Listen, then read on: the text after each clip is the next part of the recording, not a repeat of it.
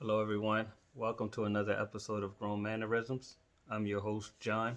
And I am guest co hosting today. My name is Jane.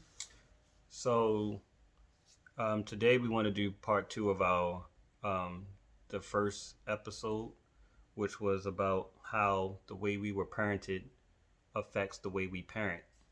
And throughout the episode, we pretty much focused on our mothers because our mothers were our primary caregivers, primary guardians, so on and so forth. So it just stands to reason that we would discuss our mothers more. But towards the end of the episode, we kind of uh, began to speak about our fathers. And so that's a whole different conversation, which we thought will require a whole new episode. So today, we're going to focus on how our interactions with our fathers or lack thereof influences the way we parent. So I guess I'll start with you. And how did your interaction with your father impact the way you thought about parenting? And then fast forward, affect, um, affect the way you parent. Well, let me see. Just to give a little bit of a background, my father, he was kind of in and out of my life. So, my parents divorced when I was about 3 years old. So, from about 3 years old till the time I was about 12, my mom basically raised me and my sisters alone. So my dad was kind of weekend, see you here and there, kind of in and out. And then when I was 12 years old, we lived with my father, I think, for about 5 or 6 years. Um, and then my parents broke up again and separated. So very on and off kind of relationship. Um, and your question was, how did it affect Did it? my How did it? going into How did it make you think about parenting? Did you have a? Did you look at that dynamic any, or did you, or did it, or does it affect the way you parent now? it definitely affects the way I parent now, and it definitely affected the way I thought about parenting. I think again, it's like when you're younger, all you think about is like the things that you won't do. Mm-hmm. So like I know for sure that I wanted to, you know, whatever partner I chose, like I wanted to make sure that he wasn't the kind of man that could walk away, and wouldn't be reliable and wouldn't necessarily support um, his children the way I think that they should be supported. The way children should be supported. Mm-hmm. So like I think it was a lot of, oh, I won't do this and I won't do that, but it Mm-hmm. centered around like that support piece and being there. Um, and now I think and also like establishing a real relationship like with your daughter. I think like the father daughter dynamic is so crucial because, that's really where the foundation of her self esteem kind of starts. Like her father is her first love. Like that bond and that relationship, the security that you get from your father, like how safe you can make her feel. She needs to understand what safe feels like from a man, Mm-hmm. what that truly feels like. So she knows when she's with another man, like this doesn't feel right. You know what I My mean? daughter will never be with another man. Right, Let's state that for the right, record. right, right. So yeah, in those instances, so I think now like just making sure, and we've talked about like how you're bonding with her, and I don't feel like I have to question whether or not you're going to ever support her. Whether Yeah. or not you're going to be there. Like I don't think I'll ever have to worry about that. I feel very secure about that. But I think just kind of help and guide you to like things that you should think about because she's a girl that you wouldn't have initially thought about that she needs. You know what I mean? So. Yeah. Um, I think that that dynamic is very important. Mm-hmm. Um, I had two sisters, um, and I don't know where they would have gotten that dynamic from Right. because my father and my mother, um, I I know they were still together when I was maybe three ish, four, but I have one memory of him when I was maybe like four, Mm. and then the rest of my life was sporadic, maybe once or twice a year Mm-hmm. until I got into my 20s and late 20s, and we had conversations. But his absence made me, that was my biggest impact Mm-hmm. because it was like I knew I was going to be there for my child. Mm-hmm. I couldn't imagine a situation where I just didn't see my kids, you know. And I'm not judging him for it. I'm sure he had his, he had his demons that he fought, that he passed on to me, which, is a topic for another episode. But um, my mother didn't talk bad about him, but she didn't talk good about him. So he really didn't have an impact on me growing up because I didn't have an identity. So I had nothing to compare it to. Right. So you can't miss something that you didn't have. So therefore, I never really thought about my father. And to be honest, growing up, I thought I was better off without him because I was just like, well, he ain't here. Yeah. He can't be that great. Right. And so I didn't have any anger around it or anything. But then when I actually did get a chance to talk to him when I got older and I saw how great he was, I was like, damn, like if you would have been here, If only. because I was just like growing up with my mother's side of the family. I was I was always loved. I've always been respected, but I was an oddball. Mm-hmm. And growing up, having all these likes and passions and interests and ideas, and being the only one in your whole neighborhood that I felt like I never ran across or interacted with anyone that had similar thoughts or passions. Mm-hmm. So I felt like I was different and that nobody else understood me. Right.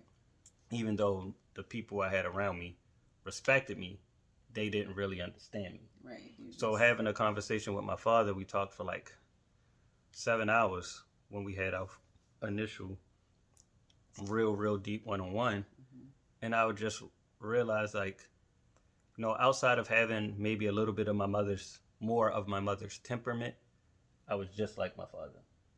And that was amazing to me to have somebody that I didn't have to explain anything to. He just knew it. Like we would Right. talk, and I'm so used to having to be wordy because I have to explain why I'm feeling the way I feel, and for him to just understand it was it was it was comforting in one way, and then in another way, it was kind of like I was a little bit upset because I was Upsetting. like, damn, like a lot of the struggles I had, maybe I wouldn't have had if he wasn't there. But on the flip side, it made me who I am.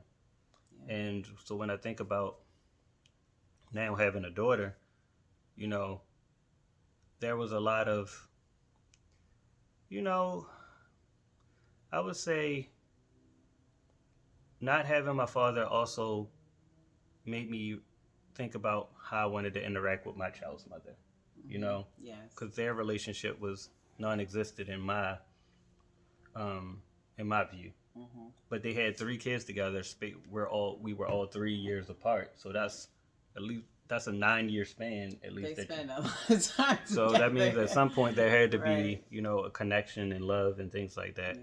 So, but I thought about how I would interact with my child's mother. Mm-hmm. You know, um, That absolutely matters. but I didn't have a baseline. So I mean, to be completely transparent with everybody, like I knew I would never hit a woman. I knew I would never call a woman out her name.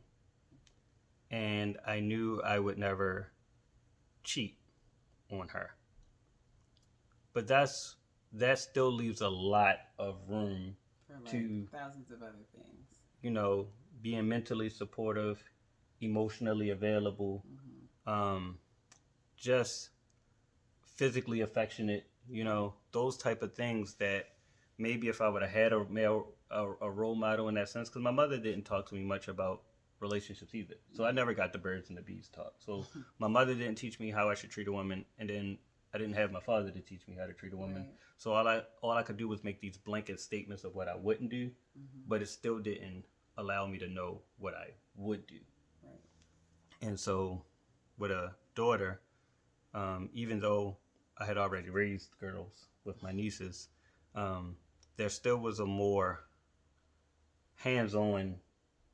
It's I different. didn't have to wake up in the middle of the night to feed Mia a mirror. Yeah, it's Like, different when it's like your own and you're yeah. not giving them back. Yeah, it's a totally different ball game. For So I sure. think understanding that me and her have an amazing connection, Oh yeah, she and is. Ugh, loves her daddy, and yeah, I mean, ugh, so, and gets away with everything, literally. but I think the important thing that I learned is that I'm not going to try to control her. I'm not Mm-hmm. here for that. I'm just here to guide her, Mm-hmm. to kind of, figure out the type of person she is, figure out the type of person she wants to be, and just kind of help her navigate that to get her to maximize her potential and just be the amazing woman as she gets older that I know she's going to be. Oh yeah. Like, pretty much, like you said before, at one point in time, give her the tools, you Mm-hmm. know, Yeah. give her the knowledge of when to use a hammer and when to use a screwdriver, Yeah. Yeah. And I mean, like, kind of touching back to where you started with, like, the relationship dynamic Mm-hmm. between, your parents, and how that affects you. Um, I think my parents' relationship was very on and off. Um, Not the best, you know what I mean? Mm-hmm. Because obviously my father wasn't there as much as he could, and obviously there's going to be some contention there, Mm-hmm. um, you know, uh, for obvious reasons. But so I would say, I would say, had my parents had a better relationship, Mm-hmm. I think that there would probably been moments where, um, maybe that relationship would have been a little bit different. And maybe sometimes I would have, I think earlier on, I would have had a different view of my father. Uh-huh. I think, like, I only had the idea of what my mom kind of presented and what I kind of saw. So because I didn't see my father as much, it was Uh-huh. more of a disciplinarian kind of relationship more Yeah. than anything else. It's Yeah. like, I'm going to call your dad if you do something bad. Mm-hmm. I didn't see my dad enough to have those other moments to kind of balance that out. Mm-hmm. So, and then, if there's contention with other things between him and my mom, then like, this is my idea. But then, like, over time, you kind of start to figure your parents out, kind of see them who they are, you know what I mean? And like figure things out for yourself. So I think as I got older, I was able to kind of like shut the noise out from what anyone else was saying about my dad and kind of just focused in on, um, the relationship that I wanted with him. And because that relationship was never really fostered, Mm-hmm. you know, it's like forever broken in a Well, sense. when you said something about the contention part, so it's interesting to note that so you saw your parents being contentious, Mm-hmm. and I never saw mine being contentious because I never saw them interact. Right. So, but I know that, you know as much as we bump heads, Mm-hmm. I can say that we're typically on the same page when it comes to Onyx Oh yeah. and what she's exposed to. Mm-hmm. And I don't even think I know what Onyx would do if she were ever around people fighting or arguing, Yeah, because we don't. she doesn't hear it, she doesn't see it. Yeah, So and that matters. Like that yeah. matters. Like I don't even think I realized how much like yelling and screaming affected me because I'm not even like I don't ever like to go there. Like I have to be pushed in order for me to really like go off on somebody and have like an Well, I've seen argument. you falling off a cliff a few times then. Well, if you push me, typically it's deserved. But it affected me to the point where I'm just like, I'd rather not. I'd Right. rather not argue. Like, there's another way for us to figure this out. It's like, let's just try to chill. You know what I Mm-hmm. mean? And see where we can go with this and figure out a solution. Like, but it's kind of a good thing too, because then I'm not trying to like pop off every 5 seconds unless obviously it's necessary. But I think there's a, like, we have a common goal and a common focus right. when it comes to Onyx. And I think that having those things are great when you're unified in purpose, Mm-hmm. but opposite in ideas. And I Oh mean that yeah. as, like, if I like football, if I only like football and you only like football, and Onyx wants to play football, because girls can play anything, they can be anything at all. Um, Especially president. so I was about to say that from that Saturday Night Live skit, WAP, woman as president. but That's so, but that's so inappropriate. but but but yeah, I lost my train of thought. That's why. That's why. but but yeah, if you like football and I like football, and Onyx wants to play football, it's like, oh, she's going to play football because that's what we love. Right. However, if I love football and you love ballet, then it's kind of like, okay, she's going to play football in the fall, Mm-hmm. but in the spring she's going to do ballet. Right. You know what I'm saying? And it gives her, I think, also when you have both your parents, you get the best of both parents, Mm-hmm. but then you have the other parent who could maybe correct the flaws of the opposite parent. Mm-hmm. So therefore, like my homeboy Will, I was talking about my mother one time, and he said to me, he was like, "Yo, you think your mother was so hard on you about certain things when you were young because she saw the same tendencies in you that your father had, that maybe she she wasn't impressed with." Mm-hmm. That's not the words he used, but I'm paraphrasing. Yeah. But I think, and I never thought about it before. I was just like, "Yo, that's probably true." Mm-hmm. So then I think about, having the other parent also allows for you not to pick up your flaw. Like if you're raised by one parent, you'll have maybe they're all the great things about them, but then you also might have their flaws. Oh yeah.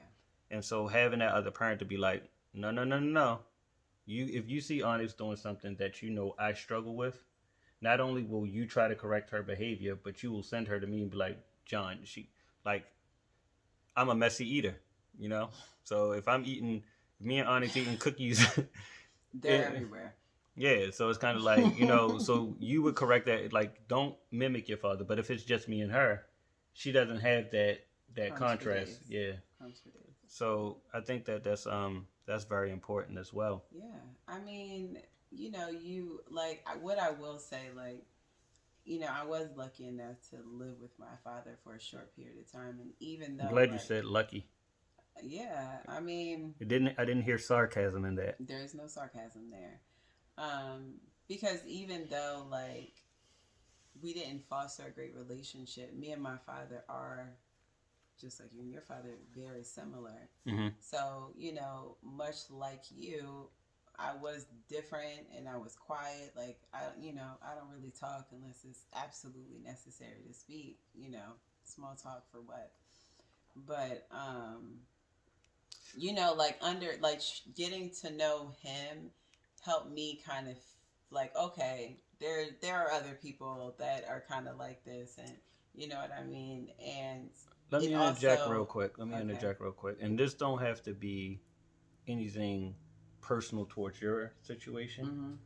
but how do you think your father or the father of any young girl or young woman, how does that affect her self-esteem? Because like when I talked about my father, it affected the way I knew how to treat women. Mm-hmm. What does your father do to help you, either the type of woman you look at yourself as, or do they impact that at all, Mm. self-esteem wise? Absolutely. I would say, I think when I was very, very young, Uh-huh. like probably before maybe 10, Mm-hmm. when I was younger, maybe even 11, I definitely struggled with like wanting to be accepted, like wanting people to be my friend, or you know what I mean, like just wanting somebody to like get it or whatever. Um uh and then I think, I kind of learned that things aren't going to be the way I expect them to be. So, like, it's like, all right, girl, and I kind of figured out, I kind of started to be more comfortable with who I was. Mm-hmm. And so, like, I kind of built my own self esteem up. Like, like, I think the absence of parents, like, single moms, they're not really, like, they do what they can, you know what I mean? Like But I they always have say, two jobs. my mother could she taught me the type of man she wanted me to be, Right. but she couldn't teach me how to be a man. Right. Like, you still kind of have to raise yourself to a certain extent Right. when you have, there's an absence of parents. So, I kind of built myself up in a Mm-hmm. sense. But I will say, like, Mr. Potato Head. That snort is not, that mic did not cancel out the sound quality of it that snort. happens. But I kind of lost my train of thought a little bit. Oh, But well, Mr. Potato Head is an airhead as well. but no, I do think like there are moments later on in my life where it kind of popped in, like, it shows up in relationships, like there's some insecurities around um,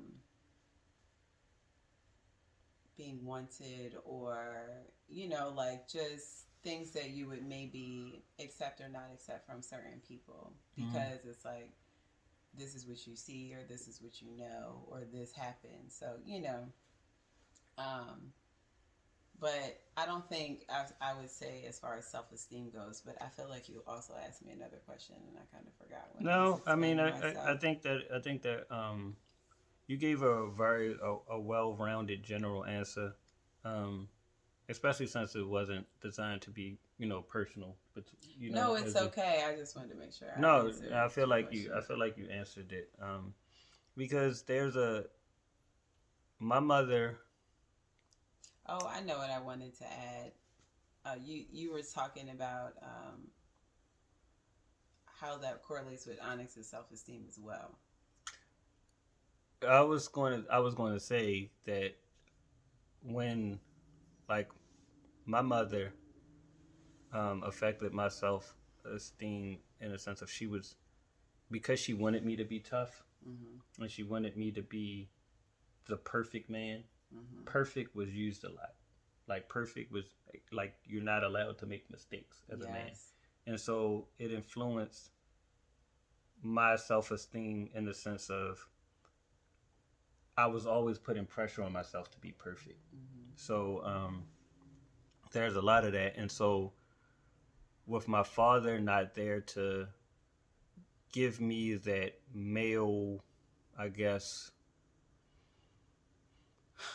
perspective on, you know what, John, you can strive for this, or and these are the mistakes I made along the way, but it doesn't make you any less of a man. It's like you get a relief. It's because your mom is gonna be hard on you because it's your Especially when mom. she doesn't want me to be my father. Right, I'm like once she's Will gonna said that, be that really like, made sense. That right, like it's like she's gonna be on you because she's your mom. But your so if you dad think, can understand things about you as a man that a woman just can't. and that's another thing with Onyx. Not only are we both aware how much we are the people that's establishing the foundation of her self worth and her self esteem. Mm-hmm. We both have a myriad of qualities that we admire about each other.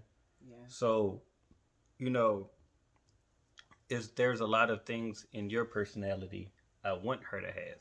Mm-hmm. And then And vice versa. so we know those seeds are there because we put them there. Mm-hmm. And I think that we are unified in making sure we water those seeds and make sure they grow and flourish Right. and see the light of day. Because if she takes the best parts of both of us, not saying she might not have some of our fault, because she's definitely gonna be an asshole. He's asshole now. Well, yeah, that's true. Oh my God. Right. So, My little asshole. but she's so she's definitely gonna have some of our our flaws, but I feel bad for people. I definitely feel like she'll not only have the best of both of us, but also the natural greatness that's just in her as an individual, and it'll all blend together and meld together. You celebrate who she is, celebrate who you are. You know what I mean? Like, Yeah.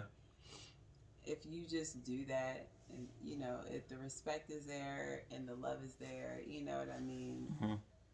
I don't think that you have a problem. Like, obviously, like, and things. Like, Mm-hmm. everything can't be perfect all the time. But I think just always celebrate her for who she is and for her differences and even for her flaws, like, because they're going to be her flaws, they're not going to change, like, Mm-hmm. you just have to learn to live with them and understand that this is the other side of you, and that's fine. You know what I mean? Yeah. Just always be open to working on yourself and evolving, but also, like you said, just making sure that we're always on the same page about what we want for her.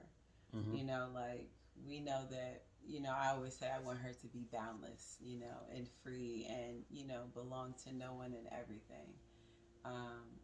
So what And I does want her that to look be like? eclectic and creative and not be bound by societal views on what Yeah. she should and should not. Be confident in herself, be strong, like, don't be influenced by these other things. You just like celebrate who you are. Like, if you're a freak, then be a freak, or Whoa, whoa, whoa, whoa. not like that.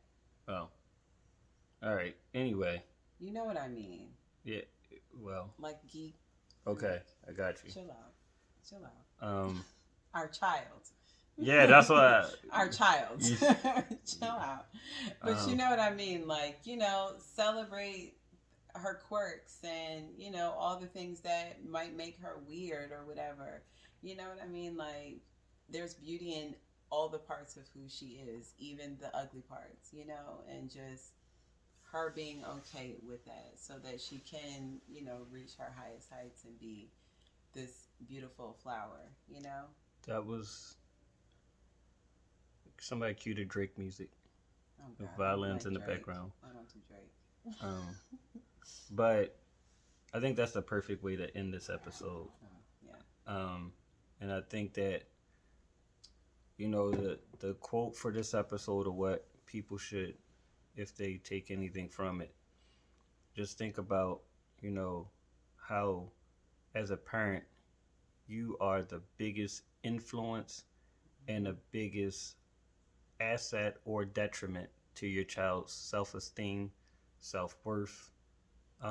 You set the foundation for their character and their drive, determination to succeed in whatever capacity, in whatever field, and whether they believe in their dreams or not.